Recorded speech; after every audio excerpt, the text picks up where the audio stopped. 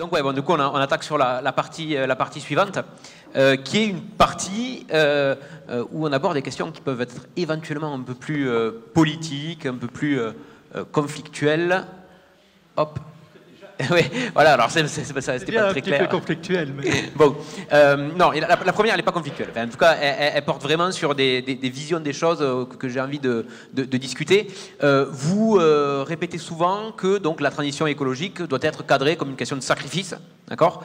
Il y a une formule qui est répétée par certains économistes du sang et des larmes. C'est vous voilà. Je crois que c'était le rapport Tirole-Blanchard, mais vous étiez peut-être aussi. Oui, ouais. D'accord. Du sang et des larmes. La séance du bien commun du Common Good Summit s'intitule, je crois, Sacrifice et opportunité, non sacrifice. En tout cas, oui, cette année, oui. Cette année, il y a sacrifice. Bon, bref. Donc la question, c'est est-ce que, du coup, la transition écologique ne serait née que sacrifice ? Et est-ce qu'il n'y a pas tout un ensemble de co-bénéfices aussi à une transition écologique ? Vous parliez tout à l'heure de votre vélo et vous disiez, alors je crois que je triche un peu, c'est une interview que vous donniez quelque part, vous disiez qu'avec le vélo vous avez découvert des co-bénéfices, du plaisir, du rapport à la nature, etc. Donc finalement, est-ce que c'est un sacrifice d'avoir abandonné votre voiture ? Donc c'est ce genre de questionnement-là. Et est-ce que ces sacrifices, vous les voyez comme équitablement répartis dans la population ? Parce que si c'est le sacrifice pour les 10% de la population les plus riches de ne plus prendre l'avion, est-ce que c'est vraiment... Voilà, est-ce que aussi les sacrifices pour les plus pauvres, voilà. Comment vous voyez cette histoire de sacrifice dans la transition écologique ? Oui, effectivement. Donc moi, j'habite quand même 20 km au nord, hein, et ça monte et ça descend. Donc mon vélo est électrique, donc ça va. Et c'est vrai qu'effectivement, je mets plus de temps. Sans embouteillage, je mets 25 minutes pour aller au bureau. Là, je mets 50 minutes. Voilà. Je dois compter le fait que le parking est loin de mon bureau, donc je dois rajouter 10 minutes à pied quand je viens en voiture. Donc, il y a un quart d'heure de différence par voyage. Mais c'est vrai qu'en même temps, quand je prenais ma voiture, je faisais aussi du sport à côté pour essayer de garder la forme. Donc finalement, en faisant du vélo, je combine le transport et le sport. Et donc finalement, je gagne du temps. Et en plus, il y a moins d'incertitude parce que j'arrive à la minute près. J'ai 3 feux qui me donnent un petit peu d'incertitude sur la durée du voyage, mais j'ai beaucoup moins d'incertitude sur la durée du voyage qu'en vélo. Donc effectivement, j'ai des tas de co-bénéfices, je me sens en forme, je dors bien alors que j'ai quand même beaucoup de stress professionnel parce que j'ai fait du sport dans la journée. Ça fait quand même 1h40 de sport par jour, c'est pas mal. Et surtout que j'utilise l'électricité que dans la côte. Donc, et le vélo, il est à 25 kg, donc ça fait du vrai sport. Donc effectivement, les co-bénéfices, il faut les prendre en compte. Et c'est vrai que la transformation de la société, la transition écologique a bien entendu des bénéfices immédiats. Mais reconnaissons que l'essentiel des bénéfices sont dans le long terme. C'est une réduction de la concentration d'émissions, une réduction de la concentration de CO2 dans l'atmosphère, et donc moins de hausse de la température moyenne de la planète et moins d'événements climatiques catastrophiques. Et donc, il faut compter, bien sûr qu'il faut valoriser ces co-bénéfices pour créer de l'adhésion sociétale sur cette transformation, mais ayons bien en tête que quand même, l'exemple du vélo électrique est un exemple un peu spécial. Je vous rappelle que, je ne sais plus ce que j'ai dit tout à l'heure, j'ai parlé avec des journalistes aussi dans la journée, décarboner l'acier en Europe, ça va augmenter, oui, je te parlais tout à l'heure, ça va augmenter les coûts de production de 20, 30, 40%. C'est pas encore très clair aujourd'hui parce qu'il n'y a aucun prototype encore en action, mais c'est dans l'ordre de grandeur. Donc ça veut dire, si vous faites ça, dans tout le secteur pour décarboner, il faut augmenter les coûts de 20, 30, 40%, ça veut dire une inflation de 20, 30, 40% dans les années à venir, sans capacité à compenser les gens, quoi. Ça veut dire décroître de 20, 30, 40% en réalité. Donc voilà, c'est ça. Alors heureusement, je ne pense pas que l'acier soit un exemple représentatif des coûts de la décarbonation, et c'est pour ça qu'il faut faire analyse par analyse. Mais oui, il existe peu d'actions de décarbonation qui n'impliquent pas un surcoût. C'est ça tout le problème. Si on n'avait pas de surcoût, mais on aurait déjà réduit nos émissions de CO2, bien entendu. Le fait est que pourquoi on ne l'a pas fait depuis 30 ans ? On ne l'a pas fait parce que c'est coûteux. Et est-ce qu'on veut poser la question du surcoût pour qui? Parce que ça a été abordé là un petit peu dans les discussions, mais est-ce que finalement si ce surcoût il est pour une catégorie aisée de la population, mais que par des mécanismes de compensation, la majorité du reste de la population ne subit pas de surcoût, mais uniquement les magnifiques co-bénéfices de ne plus être dans les bouchons et d'avoir un rapport direct au canal en faisant du vélo, est-ce que finalement, enfin, est-ce que c'est quelque chose que vous trouveriez qu'on pourrait promouvoir comme imaginaire désirable de la société future, moins des renoncements, des sacrifices peut-être pour une petite partie de la population, mais des bénéfices marqués pour une grande haute partie de la population. C'est un petit peu l'idée de décroissance heureuse et tout ça. Oui, bien sûr que si on peut faire porter une grosse partie des sacrifices sur les populations qui sont les mieux capables de porter ces sacrifices, c'est-à-dire les ménages aisés et les ménages riches, bien sûr qu'il faut le faire. Et je vous ai parlé d'inversion des inégalités tout à l'heure. Dans les modèles vont produire ça. Ils vont produire des actions, ils vont refaire des recommandations qui, si on a des actions qui font porter des coûts une part du sacrifice plutôt sur les riches que sur les pauvres, il faut plutôt aller sur cette action plutôt que celles qui font porter les efforts sur les populations les moins aisées, quoi. Mais notez que la taxe carbone avec compensation des 2, 3, 4 premiers déciles, compensation, on pourrait faire la compensation complète. Ça, oui. On peut faire la compensation complète des impacts de la tarification du carbone en utilisant, c'est une décision politique, il faudrait une décision politique et du courage politique, parce que vous savez que le problème c'est que Bercy, quand il y a un revenu fiscal, c'est difficile de leur retirer ça des mains. Hein. Et donc, il faut une décision, un courage politique pour qu'on installe un mécanisme de signal-prix, d'incitation par les prix, mais en compensant intégralement les populations les plus modestes. Ok, donc ça, on passe un peu sur la deuxième question, qui, du coup, vous êtes d'accord avec l'idée que, et enfin, en tout cas, on partage l'idée, du moins, que des mesures de justice sociale sont nécessaires pour faciliter l'acceptabilité sociale, pour dépasser certaines résistances au changement. Dans vos interventions publiques, dans vos ouvrages, vous citez souvent le risque, vous l'avez dit d'ailleurs, le risque des gilets jaunes. Une des raisons du court-termisme politique, peut-être, des réticences des politiques à prendre des décisions un peu fortes, ce serait le risque des résistances populaires. Cela étant, vous parlez beaucoup moins des risques de résistance de lobby, par exemple, des pouvoirs, d'autres types de pouvoirs qui se trouvent plutôt au sein des élites économiques, politiques, culturelles, plutôt qu'au sein des classes populaires. Est-ce que c'est aussi des types de résistance dont vous tenez compte, et comment est-ce qu'on pourrait essayer, selon vous, de les limiter? Est-ce qu'il y aurait des types de structures qui permettraient de limiter? Bon, d'abord, je voudrais dire que la problématique d'acceptabilité sociale de la transition écologique, elle est complètement clé. Et à nouveau, comme je l'ai dit dans mon introduction, ni les décroissantistes ni les économistes ont résolu ce problème, hein, au niveau national comme au niveau international, comme souligné dans une des questions tout à l'heure. On n'a pas de solution sur l'acceptabilité sociale. Ça me semble être le sujet crucial. Le sujet des lobbies, oui, bien entendu, depuis des générations, en France et en Europe et dans les pays riches, on subit les décisions politiques subissent les influences de lobbies et de lobbies importants et de lobbies pour certains capables d'avoir un impact important. Donc, ouais, ceci étant dit, bon, le sujet, c'est un sujet d'équité dans les efforts. C'est-à-dire que pour Total Énergie, l'idée qu'on va interdire à Total Énergie, on va lui imposer la réduction de 20% de sa production, alors que les autres compagnies pétrolières dans le monde vont pouvoir la remplacer, ça pose un problème à Total Énergie. Je pense que ça pose moins un problème à Total Énergie si on parvenait au niveau mondial de dire à toutes les compagnies pétrolières de réduire de 20% leur production.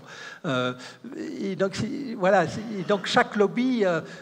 chaque entreprise, voilà, je veux dire, moi, dans nos partenariats avec des entreprises, on réfléchit à des problématiques d'entreprise. L'idée de la taxe carbone uniforme, sans exemption, elle est dans le monde de la banque, dans le monde des entreprises, elle est très majoritairement acceptée. Hein. Ok. Alors, on change un petit peu de thème pour pas trop déborder.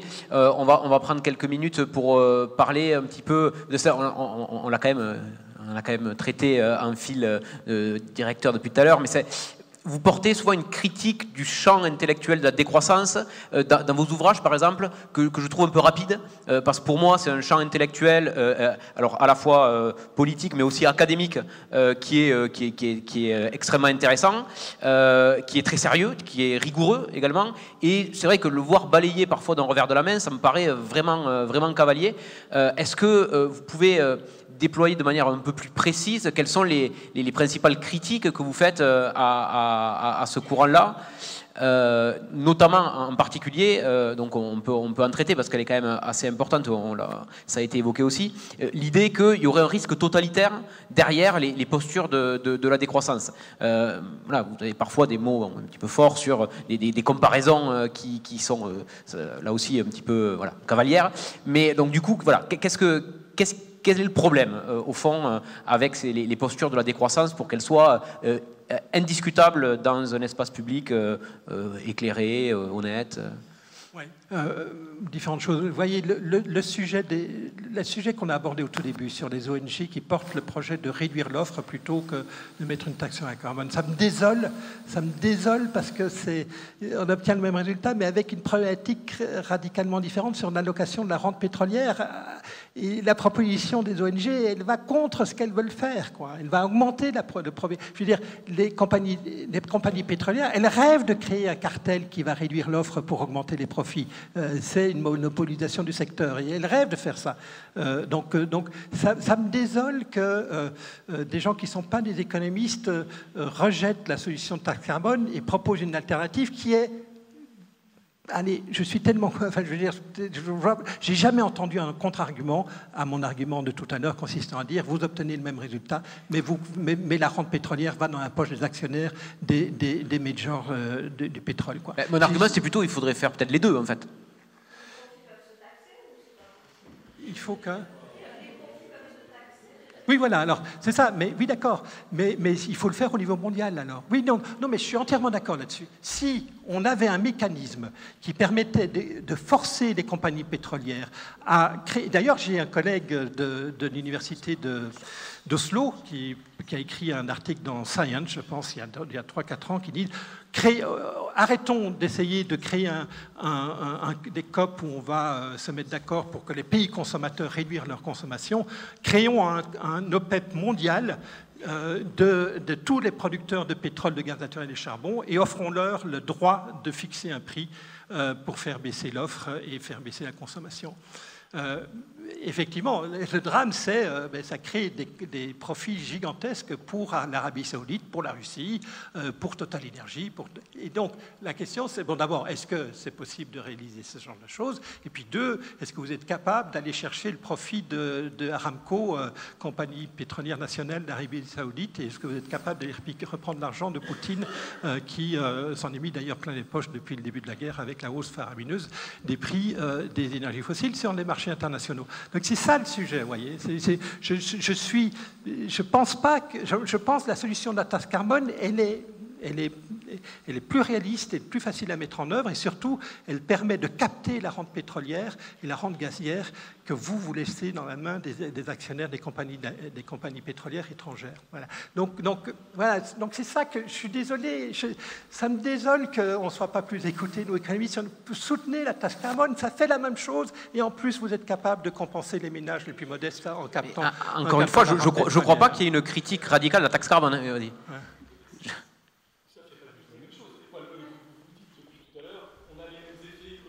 Ouais. Je pense que c'est complètement faux. Ah bon? L'effet écologique de la taxe carbone, on l'a vu avec DICE, que vous avez avec DICE, avec le modèle de Nordhaus, DICE. Mais non, mais ça n'a rien à voir. Si, c'est un modèle de taxe carbone qui a été promu par... c'est le modèle de la taxe carbone. Et, évidemment que c'est quelque... Bon, alors, bon... c'est pas un modèle de taxe carbone. C'est pas un modèle qui implémente la taxe carbone. Moi, je l'ai réimplémenté. Moi, je suis informaticien. Je suis pas économiste. Moi, les seules choses qui mon approche, ça a été de dire, ben voilà, on reprend DICE parce que c'est quand même le prix Nobel. On voit ce que ça donne. Et lui, c'est le modèle. En plus, le modèle promu par tout le monde de la. Alors.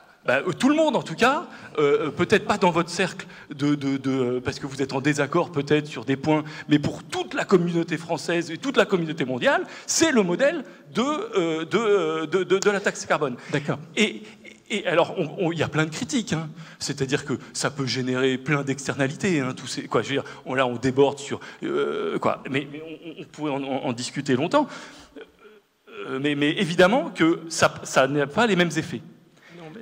Et vous caricaturez, mais d'une façon, je trouve, vraiment sévère, les décroissants. Vous parlez des ONG, mais c'est un champ disciplinaire qui est très vieux, hein, et il y a des propositions qui sont enthousiasmantes. Je veux dire, vous réduisez, vous avez un réductionnisme sur la décroissance. La décroissance, c'est pas la récession.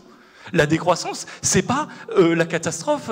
La décroissance, et là-dessus, il y a plein de propositions heureuse et désirable de la décroissance. Et là, je pense qu'il y a vraiment un truc, il y a vraiment quelque chose de désirable dans la décroissance. Et si vous lisiez un petit peu plus les textes de la décroissance, il y a des politiques de revenus inconditionnels, de sécurité sociale, de l'alimentation, de partage, de choses qui sont très enthousiasmantes. Et mettre...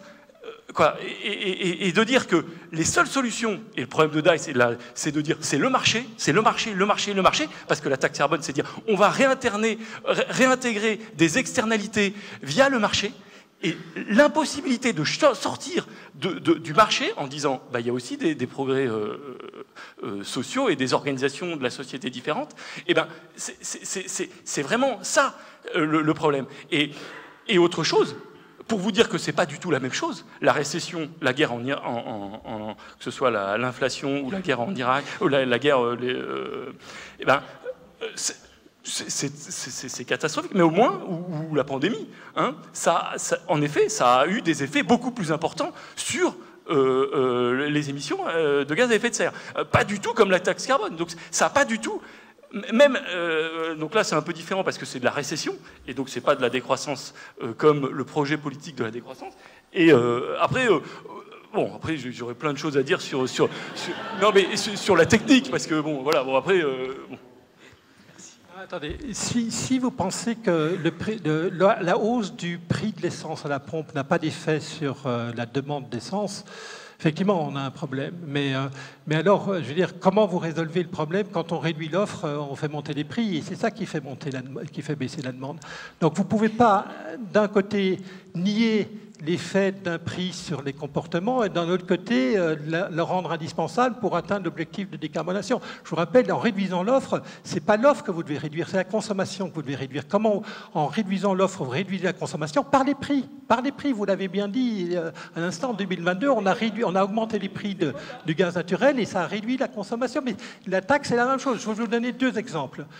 Premier exemple, dans quel secteur de l'économie européenne on a réduit les émissions de CO2? C'est pas dans le transport où il n'y avait pas de taxe carbone, c'est pas dans le résidentiel où il n'y a pas de taxe carbone, c'est dans l'industrie et le secteur de l'électricité. On a réduit de 30% des émissions de CO2 en 2 décennies grâce à, depuis 2005, nous avons un marché de permis d'émission. D'accord ? Donc, premier exemple. Deuxième exemple, en Grande-Bretagne, il y a 10 ans, le mix électrique était encore extraordinairement charbonné. Beaucoup de charbon dans la production d'électricité en Angleterre, et le gouvernement, à l'époque c'était, je ne sais plus qui, peu importe, a décidé de surajouter au système de permis d'émission européen, puisque l'Europe à l'époque, la Grande-Bretagne à l'époque était encore membre de l'Union européenne, était donc couvert par le système de marché de permis. Le gouvernement anglais a décidé de surimposer une taxe carbone au marché de permis.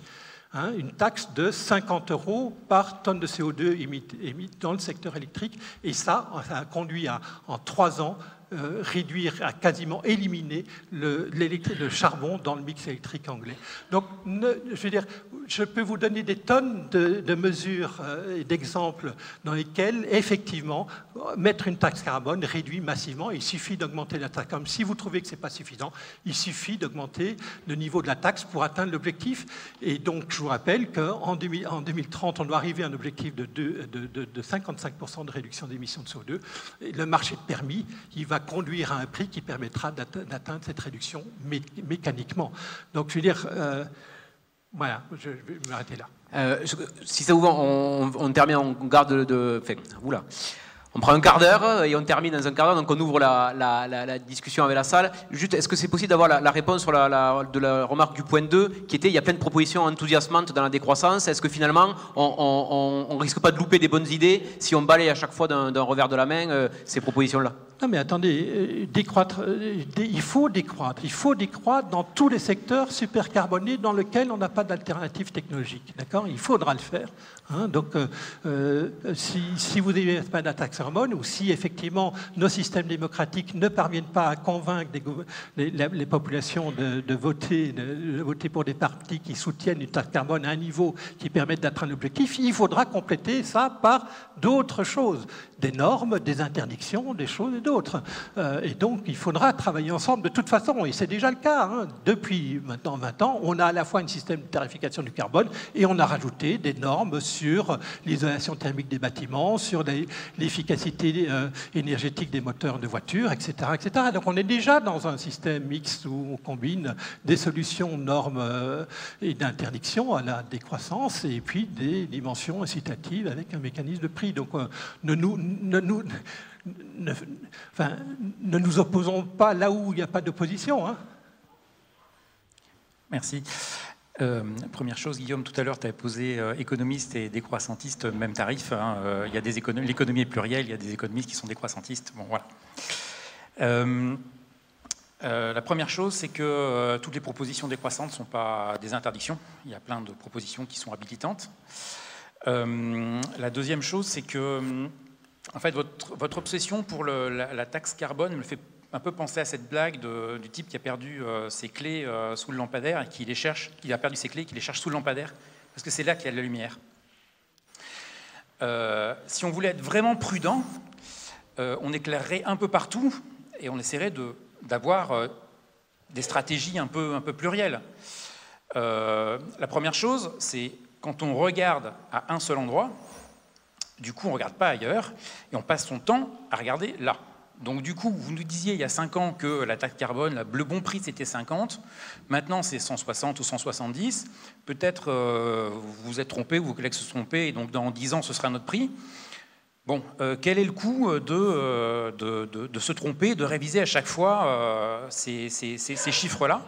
Attendez, dans un monde en incertitude, réviser un chiffre avec l'information supplémentaire disponible n'est pas une démonstration d'une erreur, c'est juste une évolution rationnelle des contenus de l'information disponible. Pas de problème, mais moi je ne vis pas dans le modèle, donc si j'étais vraiment prudent sous un voile d'ignorance, je mettrais un prix de la taxe carbone où je suis sûr qu'il n'y a plus de problème. Alors à 160 je ne sais pas, à 200 je ne sais pas, mais disons 10 000. Là je suis sûr qu'il n'y aura pas de problème. Voilà. Si je suis vraiment prudent, c'est ce que je fais. Vous avez un problème d'acceptabilité sociale, mais ça c'est un sujet qui... J'en viens à mon troisième point, sur l'acceptabilité sociale de la décroissance. Vous avez dit qu'il n'y a pas d'acceptabilité sociale de la décroissance. Effectivement, quand on pose la question aux gens, est-ce que vous êtes pour la décroissance ? En principe, ils répondent non. Si on pose la question un peu différemment, et si on leur demande, est-ce que vous êtes prêt à travailler moins ? Est-ce que vous êtes prêt à passer plus de temps avec vos amis, avec votre famille ? Est-ce que vous êtes prêt à avoir des activités qui sont plus signifiantes dans votre vie ? Toutes ces propositions qui sont décroissantes, les gens, à 70%, à 80%, ils répondent oui. Donc ils sont d'accord avec tout ce qu'implique la décroissance. Voilà, en majorité. Enfin, j'en terminerai, pardon, hein, je suis un peu long, mais pour reprendre sur ma métaphore sur la personne qui cherche les clés là où il y a la lumière, il me semble difficile de décrédibiliser les propositions décroissantes quand vous ne les prenez pas au sérieux vous-même. Il suffirait que vous les preniez au sérieux dans vos modèles pour que ça devienne quelque chose qu'on prend au sérieux. Vous bossez pour un narratif qui empêche l'expression d'autres narratifs, en particulier celui de la décroissance. Dans les modèles qui sont les modèles utilisés par le GIEC, il y a, sur le 5e rapport, il y a 31 modèles de couplés. Sur les 31 modèles, il y a 1184 scénarios qui ont été simulés. Il n'y en a pas un qui a simulé un taux de croissance négatif. Je ne vous parle pas de décroissance, hein, même on peut discuter décroissance-récession, mais voilà. Il suffirait que les économistes disent, les économistes qui travaillent sur les modèles, j'entends, on prend au sérieux ça, mais juste pour voir ce que ça donne. et on simule un taux de croissance négatif. Quelles sont les implications sur le travail, sur le progrès technique, sur l'accumulation du capital, sur j'en sais rien, et on voit ce que ça donne, juste. Moi, je suis prêt à faire ça avec vous, si vous voulez. Je connais rien au modèle, mais... Je travaille là-dessus, en fait. Dans mes modèles, j'ai des... Et regardez, enfin, je travaille encore ce matin avec 2 collègues, un de Toulouse et un de l'Université de Savoie. Je travaille sur un modèle où on essaye de décrire une stratégie optimale de valorisation des efforts de décarbonation en intégrant la possibilité d'un scénario de décroissance avec une chute immédiate de 40% de la consommation et une stagnation séculaire pour les siècles à venir. Et je regarde comment, si on intègre cet événement, ce scénario-là, qui a une probabilité dans notre modèle de 3%, et un autre scénario qui est avec une croissance de 1% par an pour plusieurs décennies, quand on intègre ce type de possibilité, eh bien, vous valorisez énormément des efforts d'investissement, des actions collectives et individuelles, des politiques publiques qui permettent d'atténuer l'impact du changement climatique sur ce scénario-là. Et donc, voilà, donc c'est une façon d'intégrer la prudence, la précaution en sciences économiques. Et je suis d'accord avec vous.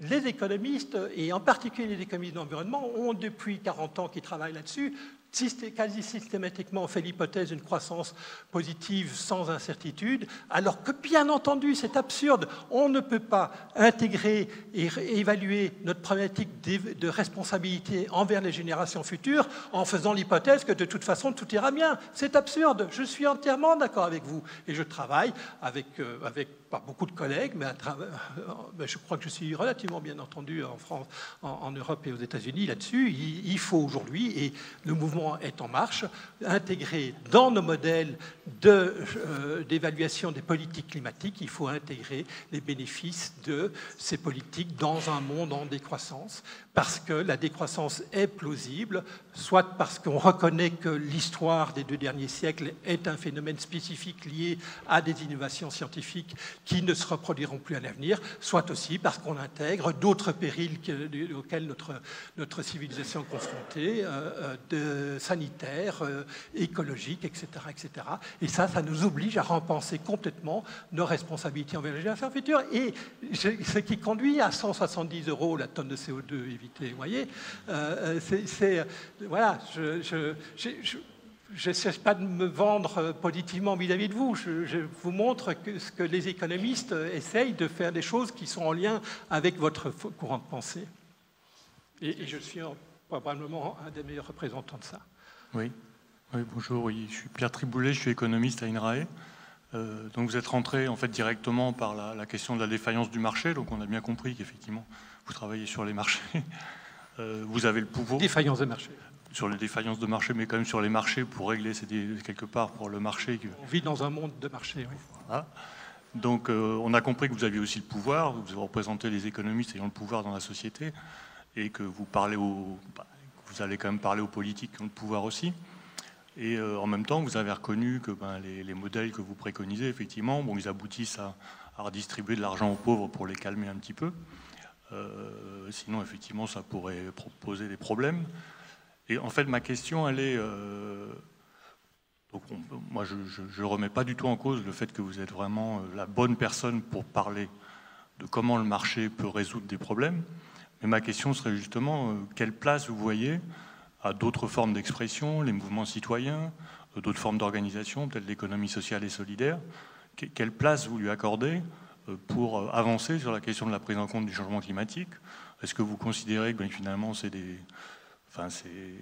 ils sont là pour... est-ce que vous les considérez ou pas, quoi? Ou est-ce que vous n'en avez pas besoin pour avancer dans votre modélisation des marchés et des propositions que vous faites?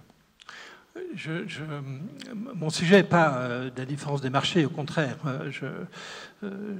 Moi, mon domaine de compétence, c'est, au fond, étant donné ce qu'on sait sur l'évolution du climat, sur les risques, sur les dangers auxquels notre civilisation est confrontée, étant donné les coûts de la transformation de la société pour répondre à ces enjeux, à ces défis, qu'est-ce qu'il faudrait faire? Je peux même réfléchir en dehors de toute considération de structuration de la société en économie de marché, en économie planifiée, en tout ce que vous voulez. La question, c'est quelles actions aujourd'hui doivent-elles être entreprises, quelles transformations de nos modes de vie et de nos modes de production doivent être entreprises pour atteindre cet indispensable effort de réduction des émissions de CO2. Donc là-dessus, on est totalement alignés. Vous traitez du même sujet.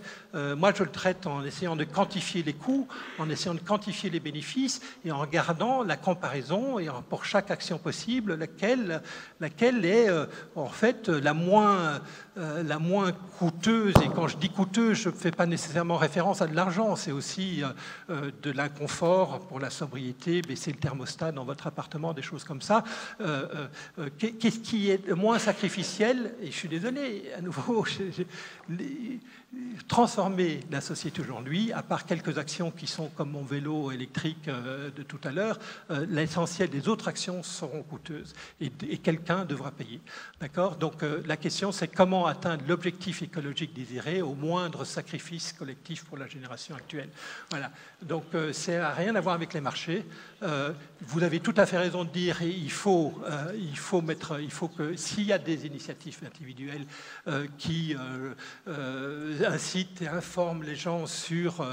moi, je veux dire, ATSE, c'est l'équipe environnement qui s'occupe d'essayer d'inciter les gens à prendre les escaliers plutôt que l'ascenseur. L'année dernière, ils ont organisé une semaine vélo. Voilà, on a fait une semaine vélo et je me suis dit, tiens, est-ce que je pourrais aller à vélo au bureau, quoi. Et ben voilà, cette initiative-là, qui est une initiative d'un groupuscule de collègues, eh bien, m'a amené à faire cette expérience et réaliser que c'était totalement possible et que finalement, les pistes cyclables, alors que je pensais que c'était un enfer et que j'allais mourir au bout d'une semaine, finalement, eh bien, ça marchait pas mal et qu'une bonne partie du chemin se faisait dans un territoire relativement sécurisé avec des perdrix et des chevreuils au coin du chemin. C'est une belle image. Donc ouais, je suis d'accord avec vous, il faut mobiliser toutes les bonnes volontés, il faut y aller, il faut foncer, il faut sonner la mobilisation générale, et si toutes les bonnes volontés sont bonnes à prendre. Comme c'est l'heure, on va prendre une toute dernière question, une dernière qui s'est levée, et puis, enfin, voilà. Et après on va clôturer. Je vais faire le lien avec ce que vous venez de dire. Effectivement, quand vous parlez qu'il faut mobiliser toutes les bonnes volontés, je pense qu'effectivement, ça serait bien de mobiliser ceux surtout qui ont le pouvoir. Et aujourd'hui, ça fait partie des riches, puisqu'en plus, ce sont les plus gros émetteurs. Donc on peut tous se rassembler, faire plein de choses et prendre le vélo, mais finalement, ça ne servira pas à grand-chose si eux ne se mobilisent pas. Vous avez raison. Alors, ma question va dans ce sens. Finalement, moi, ce qui me pose problème avec la taxe carbone, c'est qu'on fait reposer à l'échelle de toute la population et donc sur les foyers les plus modestes qui sont déjà victimes de plein d'autres choses, une taxe supplémentaire pour quelque chose pour lesquels ils n'y sont pour rien, puisqu'aujourd'hui, on sait que c'est les 10% des plus riches qui émettent le plus de CO2. Donc, pourquoi faire payer finalement aux foyers modestes quelque chose qui ne leur incombe pas? Du coup, est-ce qu'on ne pourrait pas prévoir une taxe carbone qui serait supportée uniquement par les foyers les plus riches, étant donné que ce sont eux qui sont responsables? Et enfin, finalement, pour réduire l'incertitude, pourquoi s'interdire d'interdire, sans faire de mauvais jeu de mots, puisqu'aujourd'hui, si on veut réduire cette incertitude, on sait qu'il y a des activités menées par les plus riches de ce monde qui sont pas soutenables et qui ne sont pas désirables. Donc pourquoi tout simplement ne pas interdire ces activités pour le bien commun, justement, dont on parle depuis le début du séminaire? Vous posez différentes questions. Donc, pourquoi est-ce qu'on ne limiterait pas la taxe carbone sur les ultra-riches, sur les riches? Je ne sais pas où vous arrêtez la barre, mais peu importe. Moi, à nouveau, je répète, je pense que si on peut cibler, par exemple, les usages mettre une taxe carbone supérieure sur les usages des énergies fossiles qui sont préférentiellement consommés par les riches. Le meilleur exemple, c'est le kérosène. Le kérosène, moi, je suis pour, et les économistes et les collègues à TSE qui ont écrit des papiers là-dessus il y a déjà une vingtaine d'années, il faut moduler la taxe carbone pour taxer plus les émissions de CO2, enfin les usages d'énergie fossile qui sont consommés par les riches. Les kérosènes est le bel exemple de ça. Néanmoins, les pauvres ne sont pas, enfin les ménages les plus modestes ne sont pas non plus totalement. Enfin, nous sommes tous coupables. Nous émettons tous du CO2, d'accord? Nous émettons tous du CO2, d'accord? Donc moi, ce que je dis, nous émettons tous du CO2. pas à la même échelle, mais nous émettons tous du CO2. Donc, si on peut inciter tout le monde à faire des efforts et surcompenser les ménages les plus modestes, je ne vois pas pourquoi vous êtes contre, quoi. Et plus on montera la taxe carbone, plus l'impact sur le pouvoir d'achat des riches sera important, plus la fiscalité qui sera captée sur ces riches qui refuseront de modifier leur mode de vie est important, et plus on obtiendra un rendu fiscal qu'on pourra offrir pour payer un chèque climat au 1er janvier vers ces ménages les plus modestes, qui fera que l'impact sur leur pouvoir d'achat sera dominé par le chèque vert qu'on leur offrira. Donc je pense répondre à cette façon, cette proposition de politique est une façon de... Les exemptions, c'est toujours super compliqué. Et puis vous allez devoir traiter les pauvres qui sont ruraux par rapport aux pauvres qui sont en ville et qui n'ont pas de voiture. Donc ça va être super compliqué. Donc moi, la proposition la plus simple, c'est une solution de taxe carbone qui est modulée en particulier sur les usages des plus riches, mais qui est pour tout le monde et dans lesquels j'engendre un revenu fiscal que j'utilise pour compenser les ménages les plus modestes et qui font qu'à la fin du compte, ils s'enrichissent. Les plus pauvres seront moins pauvres grâce à cette solution-là.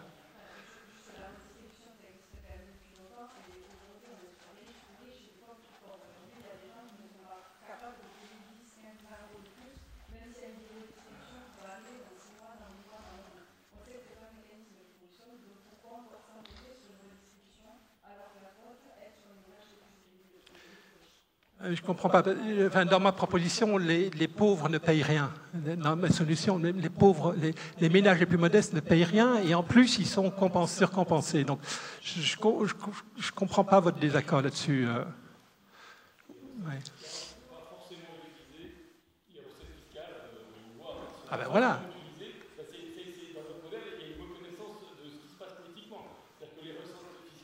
Ah non, mais...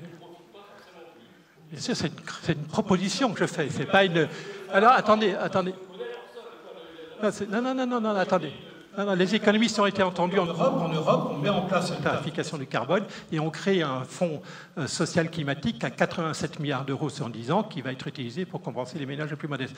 Donc je suis d'accord que les économistes ne sont pas toujours entendus. Et que c'est pas bien. Je crois que vous n'êtes pas d'accord là-dessus. Mais sur ce coup-ci, on est en train de... Et je peux vous dire que le mouvement des Gilets jaunes, il a été super efficace là-dessus. Pas qu'en France, hein. Partout dans le monde où je vais, dire le jugement, comment vous avez fait donc nous, on est super, on ne va pas mettre de taxe carbone en place parce qu'on a peur des Gilets jaunes. Je dis mais non, mais mettez compensé par... c'est une interprétation, ça, que les Gilets jaunes... Le drame de la France, c'est de pas... Alors que les économistes, en 2015, quand on a mis en place la taxe carbone, c'était mon collègue de l'Université Dauphine, Christian de Pertuis, qui était président de la commission qui a fait cette proposition, qui a conduit à cette loi.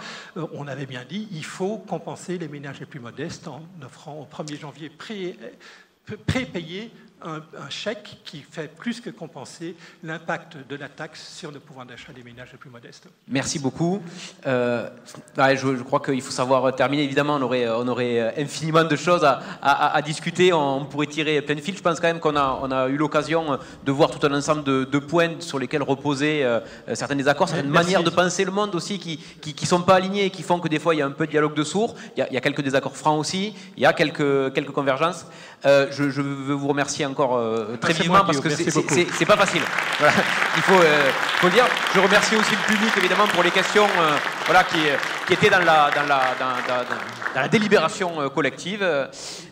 Et donc merci beaucoup d'être resté jusqu'à cette heure-ci. Et donc je n'annonce pas le prochain CMEcol parce qu'il est bientôt, le 24, non ?